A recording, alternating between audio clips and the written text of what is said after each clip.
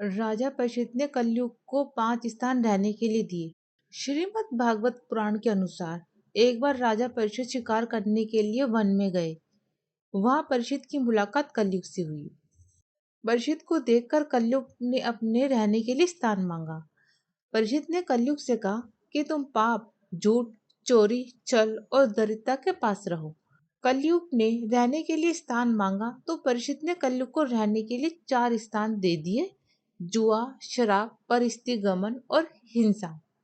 कलयुग ने राजा परीक्षित से निवेदन किया कि हे राजन, ये 4 स्थान मेरे रहने के लिए पर्याप्त नहीं है, कृपया करके आप मुझे एक स्थान और दे दीजिए। तब राजा परीक्षित ने कलयुग को रहने के लिए सोना अर्थात स्वर्ण दिया। यह कहकर परीक्षित आगे चले गए। कलयुग भी थोड़ा आगे गया और फिर कलयुग इतना चालू था कि वह परीक्षित के राजा के सोने के मुकुट में जाकर बैठ गया। राजा को उसकी जानकारी नहीं थी कि मेरा मुकुट सोने का है और वो मेरे मुकुट में आकर बैठ गया। शिकार की तरफ जाते समय जब राजा को प्यास लगी तो वह एक पास की एक कुटिया में चले गए। वहां पर एक ऋषि नेत्र बंद करके तपस्या कर रहे थे। राजा परीक्षित ने ऋषि से पानी मांगा। ऋषि का ध्यान अपने में था और फिर परीक्षित के मुकुट में बैठे कलयुग ने अपना प्रभाव दिखा दिया। परीक्षित ने ऋषि के गले में मरा हुआ सांप डाल दिया।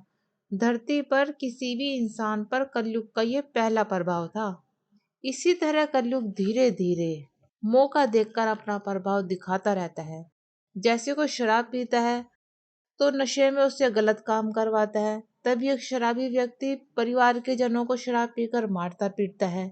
यदि कोई बहुत सुंदर स्त्री किसी पुरुष के संपर्क में आती है और पुरुष धर्म के विरुद्ध कुछ काम करेगा तो कलयुग अपना प्रभाव दिखाएगा, उस पुरुष से स्त्री के ऊपर गलत दृष्टि डलवाएगा।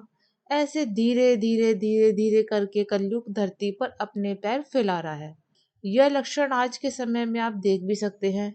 जैसे कलयुग के लक्षण: झगड़े बड़ा, पाप बड़ा, झूठ बड़ा, वृद्धाश्रम बड़े, दिखावा बड़ी, बड़ापन बड़ी, पैसे हैं पर शारीरिक सुख नहीं, टेंशन बड़ी, बीमारियां बड़ी, कुटुंब कम हुआ, संबंध कम हुए, नींद कम हुई, बात कम हुई, प्रेम कम हुआ, कपड़े कम हुए, शर्म कम हुई, लाज लज्जा कम हुई, मर्यादा कम हुई, बच्चे कम हुए, घर में खाना कम हुआ, पुस्तक वाचक कम हुआ, भाई भाई प्रेम कम हुआ, चलना कम हुआ, खुराक कम हुआ, घी मक्खन कम हुआ, तांबे पीतल के बर्तन कम हुए, सुख चैन कम हुआ, मेहमान कम हुए, सत्य कम हुआ, सभ्यता कम हुई, मन मिलाप कम हुआ, बहन से अच्छी साली लगने लगी, भाई से ज्यादा साली अच्छे लगने लगे, माँ से अच्छी सास लगने लगी, मौज सुख के लिए समय मिलने लगा, होटल का खाना अच्छा लगने लगा,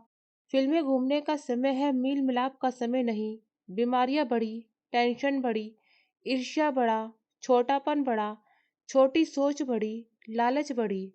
अब जाने कलयुग का सत्य। कलयुग में मनुष्य पाप भाव से घिरा रहेगा, किसी का सम्मान नहीं करेगा, लालच, शक्ति, धन पर हावी रहेगा। सेक्स जीवन की सबसे बड़ी जरूरत होगी। कोई भी व्यक्ति किसी के निस्वार्थ भाव सेवा नहीं करेगा। गुरुओं का सम्मान करने की परंपरा भी समाप्त हो जाएगी।